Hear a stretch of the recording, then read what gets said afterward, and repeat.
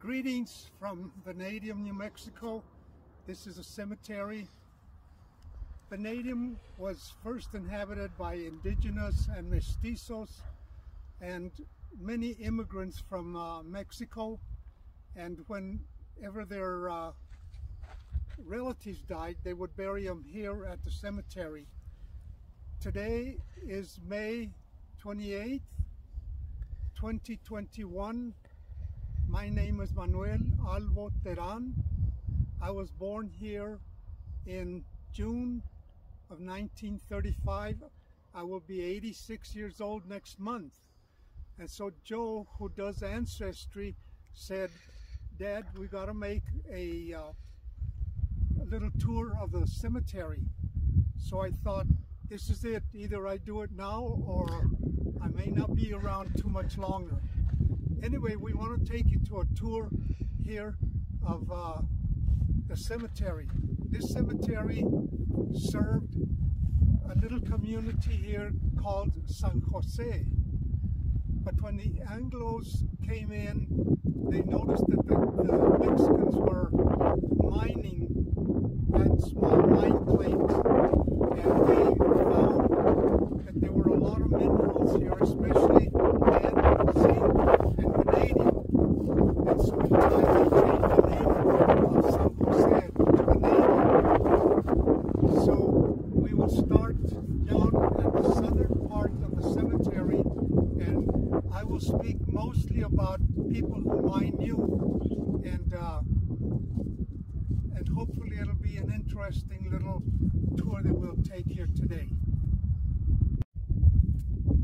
This is the entrance to the cemetery, and we will do a quick view of the entire cemetery before we start going to individual graves. The cemetery is situated, actually Vanadium is situated about 20 miles, maybe less, from east of Silver City, and about 4 miles from Bayard, between Bayard and Santa Rita, the open pit in New Mexico. This is one of the oldest markings that we have in the cemetery. This is in the southeast corner of the cemetery, and as you can see, this person was born in 1836 and they died in 1901. And so this has to be one of the oldest places in the cemetery. There's another grave over here, and there's another one right here. So this cemetery was probably started in the early 1900s, probably in the late 1800s. And if you'll see over toward the east, that blank spot on the saddle between the two mountains, that's where the Asarco mine was, where most of the people from around here worked. And that's where my father worked, my grandfather, my uncles, two of my uncles. And so this was when somebody of their relatives died, this is where they would end up. My grandfather was born in Mesilla, New Mexico, which is a few miles south of Las Cruces. He married Juana Montoya, who was born in Juarez, but they had moved to Ascension with her parents, where they had a cattle ranch. And my grandfather met Juana in Deming, and they got married. They had several children. Their first born was Jose Alvo, and we'll show you the tomb in just a minute. Agustin was the second born, and he died when he was about 4 years old. And this is the memorial for him. He was still a little boy. And my uncle Jose married Laura Figueroa, and they had several children, and we'll go through those. But the first one born was Jose Jr. He was born in April 1932, and he died in August of 1932. So he was just a baby when he died. That was a rather common occurrence since they didn't have very good health care. Many children would die when they were still very young. On this side we see my Uncle Jose. He was born in 1906, and an interesting thing about him that he died on November 22nd, 1963, about the same time that John F. Kennedy, the President of the United States, was killed. So they probably held each other's hands on the way to heaven. This is his grave. Over here is a grave. This is my grandmother. My grandmother was born in 1979, and she died in 1966 at the age of 85. And this is her grave. She, like I said, was born in Juarez, El Paso area, and then her parents moved to Ascension, where they had where my great-grandfather had a cattle ranch. And then she used to visit Deming a lot, and she married my grandfather there. This is a grave of my cousin.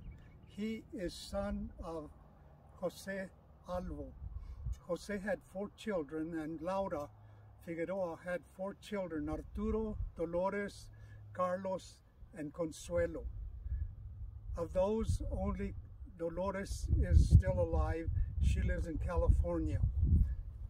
Charlie, an interesting about Charlie, we used to climb up to the Kneeling Nun, and he said that he and my brother-in-law, Willa Gonzalez, went up there one time, and as they were walking around, they could hear water running somewhere, and then they saw a crevice, and they could see through this crevice. The sun was shining in. They could see 2 old-time rifles leaning against the wall, and he said that they walked all over, and they couldn't find an entrance to that place where the rifles were. But this is an old story about when we all used to go up to the Kneeling Nun. I used to go up there and find the turquoise beads, and I'd make necklaces out of them. But Charlie was born in 1938, and he died in 2020. So there's only one sibling left now, Dolores. This is my Aunt Margarita. She was the 4th child of Eufemio. She was the 4th child of Eufemio and Juanita Alvo. The children were Jose, Natalia, Avelina, Margarita, and Adolfo. Margarita was born in 1916, and she died in 2001. And on either side are her children who have died and grandchildren who have died already. Here you see Marcos.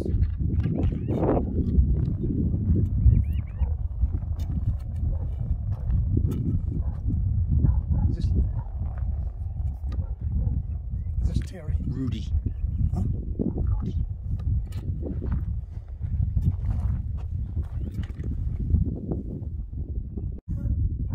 This next one is Rudy Gonzalez. He worked at Fort Bayard for quite some time, and he also has died now.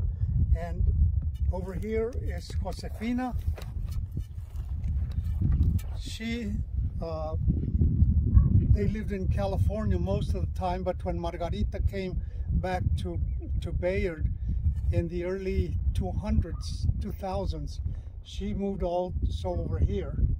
And over here is Terry. His name is Eleuterio Gonzalez. He was born in California, and then when Margarita moved over here, he also moved here, and he died in a car accident between Bayard and Vanadium. After a dance, they were driving home, him and his girlfriend, and he had an accident. So that is the children of Margarita, and Margarita married Marcos Gonzalez because her first husband, Lupe was my cousin who was born in California. He was Margarita's one of the second oldest son, and Lupe moved to Bayard with our family, and he and I and Art used to be together all the time. He played the guitar, so we'd sit in our cars and try to sing Mexican songs, and we had the greatest time. We were always laughing. Any little thing we saw, we would laugh at. But he was one of my favorite cousins who died in 2010. This grave is Lázaro Salcido. We talked about my aunt Margarita. She married Lázaro Salcedo first. They had a son, Lázaro Jr. And the story that I heard was that he was a miner here at the Azarco mine. And one day the hoist was going down, and he apparently was very ticklish. And one of the boys going down tickled him, and he jumped up, and his head hit a beam, and it took his head off. And the story was that the workers down at the bottom of the mine were waiting for the hoist to come down with that relief, and they would catch it to go back up. And they saw this thing rolling down the rails, and when it got to them and stopped, they realized it was a man's head. And so that was a very tragic end of Lázaro Salcedo. So Margarita was left with one son, and then she married Marcos Gonzalez, and she had several more children. Some of the ones that we saw over there. Another one was Eufemio, named after my grandfather, and Federico. They're still alive and living here in Bayard. This grave is my grandfather. He was born in Mesilla, New Mexico, which is a few miles south of Las Cruces, and he was born in 1871.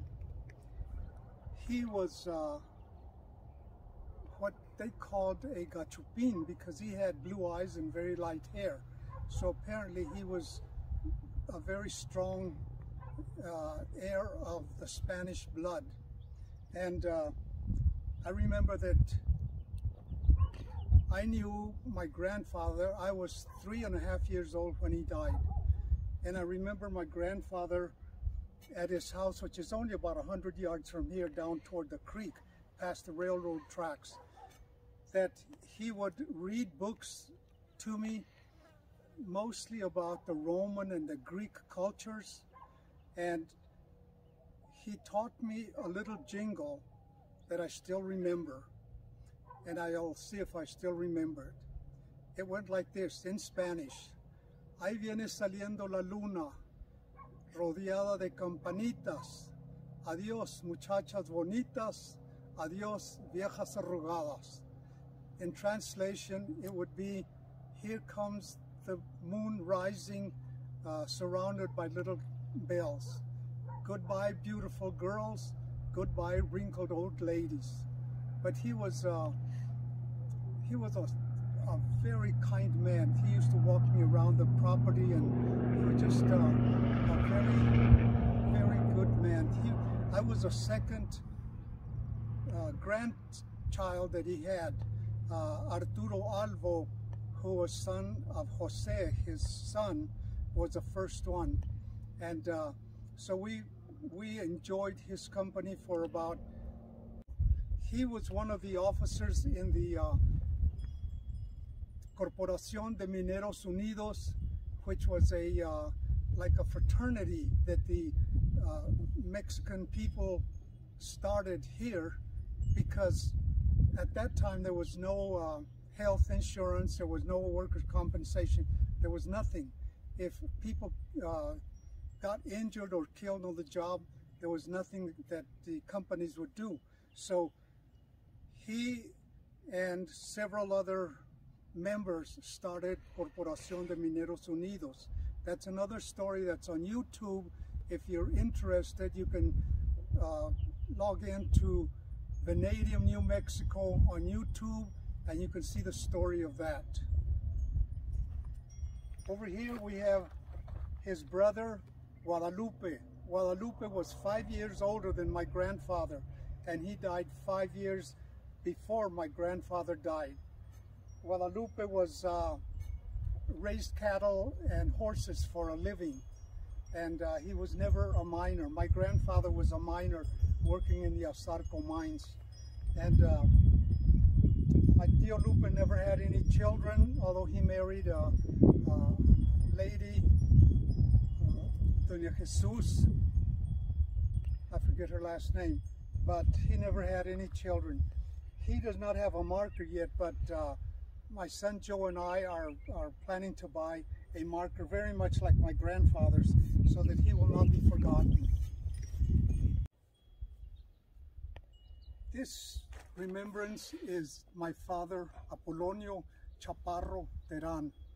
He was born in Santa Rosalia de Cuevas, Chihuahua, Mexico in 1900. He immigrated to the United States when he was 18 years old, and stories he used to say was that on their way up here, two of his either friends or relatives came with him, and as they walked along the paths, they would come across the battlefields where the Carrancistas and the Villistas had their battles, and there were rocks piled up, many piles of rocks where the soldiers had been killed. And he immigrated. He went to Morenci, Arizona, got a job there. Then he heard that there was jobs up here in Santa Rita in the mines in Grant County. So he and friends caught a train and came, and he established himself here in Vanadium. First he worked in Santa Rita, but he lived here in Vanadium. And he married Pascualita Gonzalez. They had 3 children, Reinaldo, Magdalena, and Balbina. At age 29, his wife, Pascualita, died, and he was left with 3 very small children. Balbina was still in diapers, so he had to work. He would go onto the mine, and he would leave the girls and my brother with the caretaker, who would go and feed them during the lunch hour and change them. And then he would come in the evening and cook for them and put them to bed and all. But there was a time when the depression hit that he said he would go under the mine, work his shift, and then they would bring him up, and he would see dozens and dozens of men waiting to get in to work to see if they could get a job. And he would say, nope, I cannot take a chance that I get off and they hire somebody in my place. So he would stay under the mine sometimes for days. And by the age of 45, having worked at the Azarco mine, he developed what they call the black lung, because he was working in a mine where they mined lead, zinc, and vanadium. And the dust concentrated in his lungs, so that by age 45 he was disabled. At this point, he and my uncle decided that he couldn't just stay home. So he and my uncle Jose decided to buy El Ranchito, a tortilla factory in central New Mexico, now known as Santa Clara. And they set their business up there, and they started in 1953, and my dad and Jose owned it until my dad became so disabled he couldn't work. They sent him in November of 1961, they sent him to Fort Stanton, where they had a TB sanitarium. They said, you need to go up there and rest because it's very hard for him to breathe. He went in November. He was scheduled to come home in April, and on March 30th, 1962, we got a call from Fort Stanton, and they said that my dad had a bad heart attack. We went up there, and he died on March 31st, 1962. They said it was mostly because his heart could not get enough oxygen to his organs because his lungs were not working well anymore. But that was my father. On this side is my mother.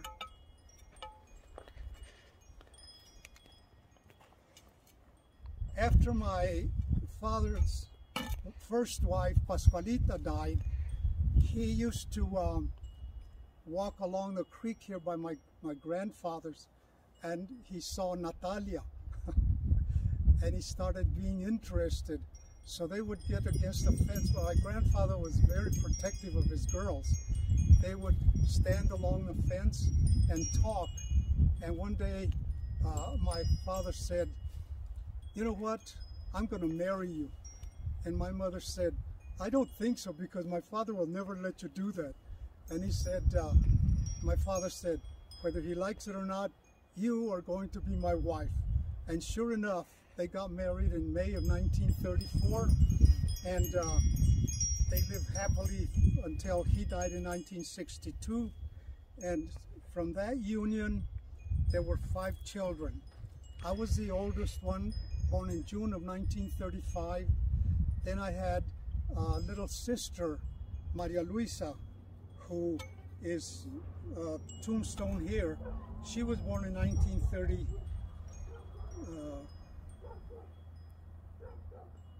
I can't see it.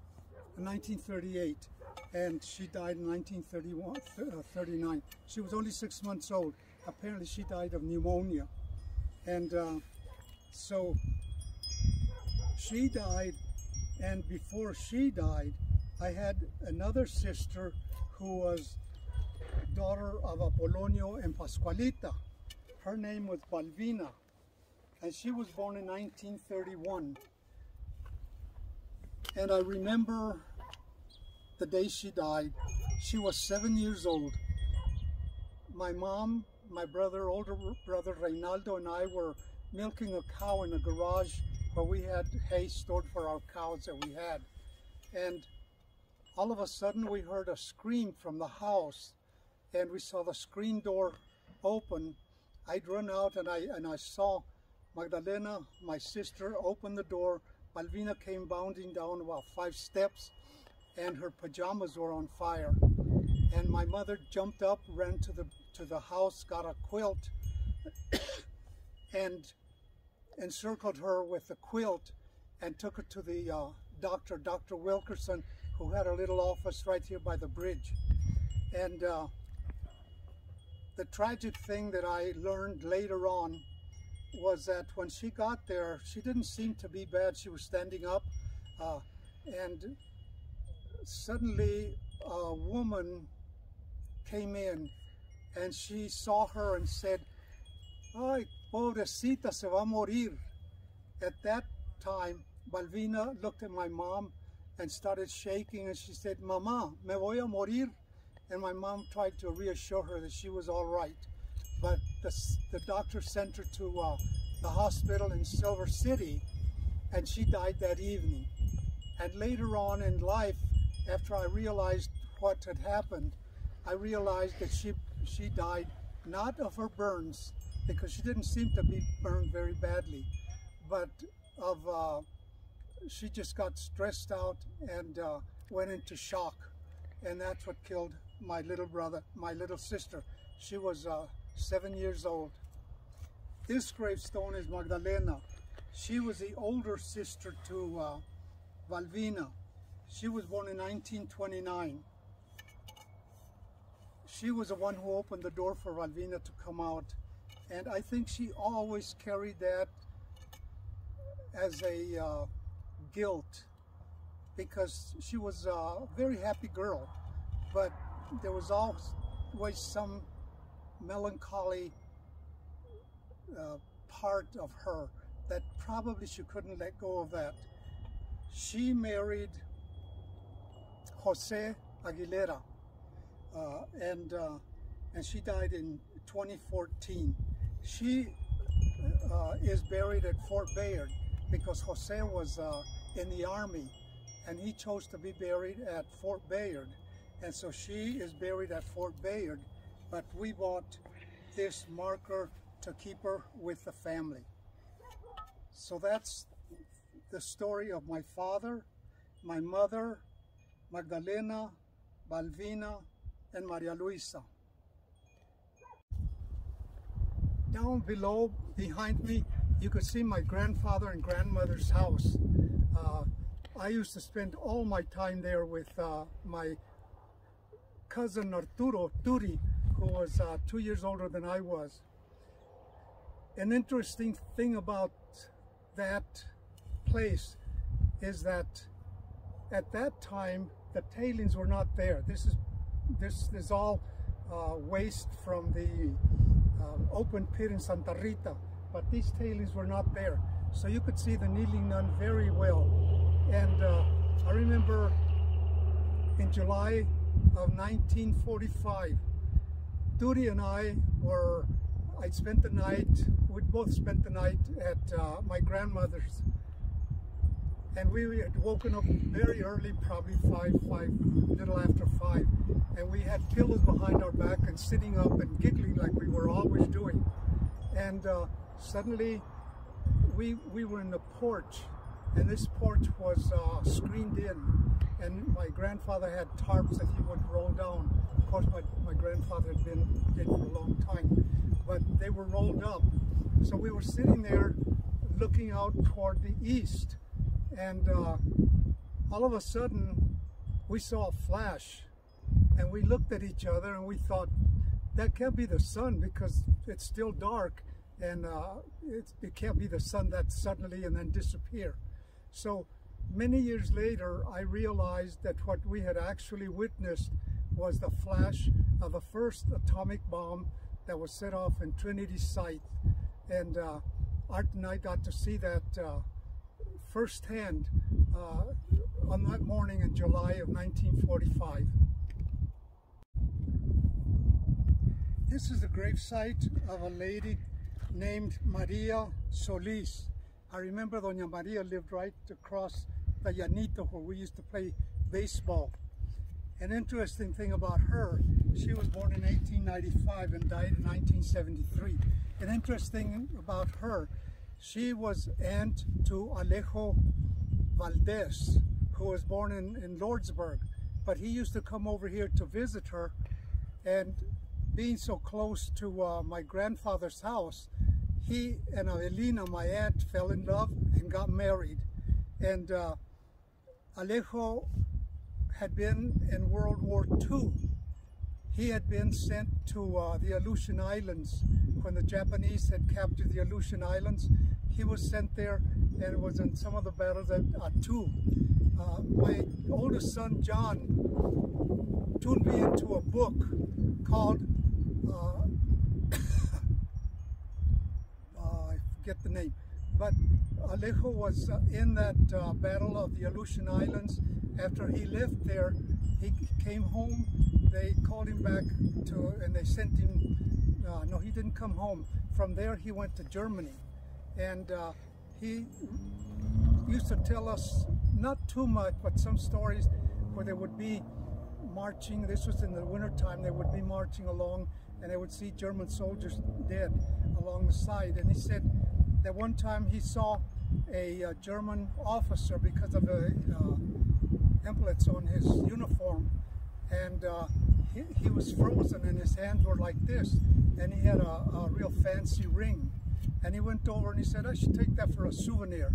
But then he said, a second thought, maybe if I take that, the same thing that happened to him will happen to me. He said that the worst thing that happened to him was got his canteen shot off the hip. But he survived both the wars in Attu, in the Aleutians, and the war in Germany.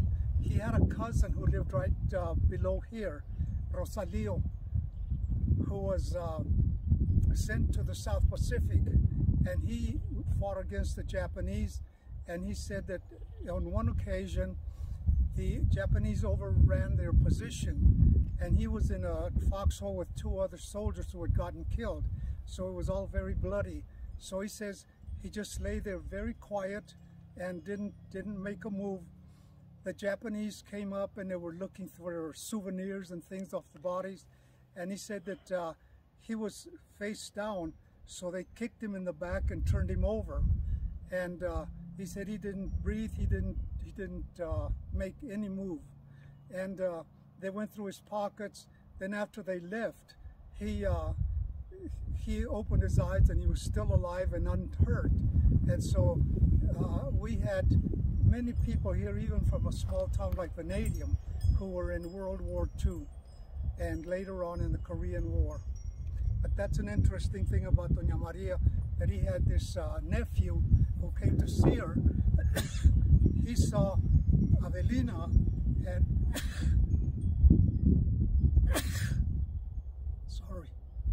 and they got married and had 3 children, Amelia, Elvira, and Anselmo. Amelia lives in Deming, Anselmo and Elvira live in Arizona. This is the grave site of Don Encarnacion Salas, his wife Isabel, and their first child, Encarnacion Jr. Don Encarnacion was born in 1890 in Mexico, and he immigrated to the United States and worked here at the mines. One of the interesting things about Don Chon was that he and many of the workers here established the Corporación de Mineros Unidos Emilio Carranza, where he was a president of the first Emilio Carranza fraternity, and he was president for many, many years. My grandfather was treasurer. My father was with the rules committees, where they see that some of the rules needed to be changed. My father and the committee would then take over. An interesting thing about Don Chon is that when he was coming from Mexico to the United States, apparently he had been in an army of either Villistas or Carrancistas or some of the others, because there were several factions in Mexico. But I remember one time he said, "So you can believe that I was in the revolution." He showed us a bullet hole in his wrist, and he said that he had gotten that during the revolution. But he was a very strong bodied man and very charismatic, so that they chose him to be the first president of the Corporación de Mineros Unidos, Emilio Carranza. This is the grave site of Arturo Figueroa Alvo. He was the oldest son of Jose and Laura Alvo. He was born in 2 years before I was. So we spent almost all our youth here at our grandmother's, which is just down the road here. And he became my mentor, my best friend. He was just an extraordinary person. In 1953, my father and his father bought the ranchito in central New Mexico, and then they moved it to Bayard. In 1954, I joined the Marine Corps, and I was sent to the Philippine Islands. One day I was going to go on leave, so I got on the bus, and I was sitting there in my seat waiting for the bus to take off to the beach, when I had a wet towel hit my shoulder, and it had sand on it, and I thought, what's this all about? I looked down, and there were some black shoes and a white uniform, And I thought that's a sailor. Now sailors and Marines sometimes don't get along. And I thought, what is this sailor wanting with me? So I stood up to face him, and I came face to face with Duty, the greatest surprise of my life. And I told him, Duty, what are you doing here? You're supposed to be wrapping tortillas at the ranchito in Bayard. And he said, I had joined in September. He said he joined the Navy in November of 1954, and he was stationed on a destroyer. And when the aircraft carriers would land there at Subic Bay in the Philippines, the destroyers, which were the protectors, would also stop. And so there was influx of sailors that went into Alangapu, which was a town at Subic Bay. So that was my greatest surprise when I saw him, that he hit me with this towel. I had no idea who it was, and I turned around, I saw him, and I thought, wow, that's incredible. So that was a great surprise in the Philippines. After we came back, I was stationed in Pendleton. He was stationed in San Diego. And from there, I would catch the train from San Clemente to San Diego. And Art would leave the base, and we'd go and spend the weekends with Margarita, unless I spent them in Tijuana, because I used to like to go to bullfights. And so we used to stay with Margarita for the weekends, and we'd go shopping, we'd go take the kids. I wouldn't think of all that, but Art always thought about the family. He would go to the store and we'd buy groceries for the family, we'd take the kids to movies, and we just had a great time for the couple of years that we were both together there in San Diego. We came back to Bayard. He was released in August of '58. I was released in September of '58. And I came, I had no direction, I had no idea what I was going to do. And he said, look, you have the GI Bill. They'll pay you to go to school. And I said, wow, well, if they pay me, I'll go. And so I did. I started Western, and luckily I finished Western, and that started my career. So Art was my mentor. He helped me, he helped direct me, and because of him, I had the greatest career of all.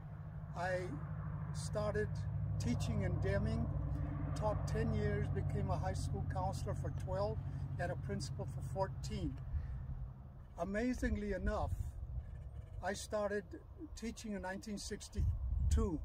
In 1964, Art went to the house and he said, guess what? I got a job here at the high school as an art teacher.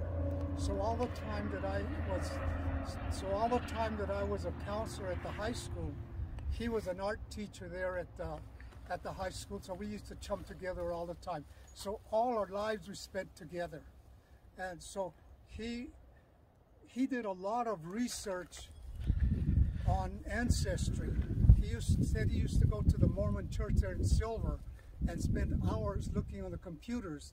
He's the one who found out that one of our relatives who lived up by Tierra Maria, New Mexico, had written a letter to the King of Spain asking for a land grant so that he could raise sheep, because we are not sure, but we think that our ancestors were from Spain in the vicinity of the Basque, by the Pyrenees, between France and Spain. And so they're mostly sheep herders. And so this relative wanted to be a sheep herder.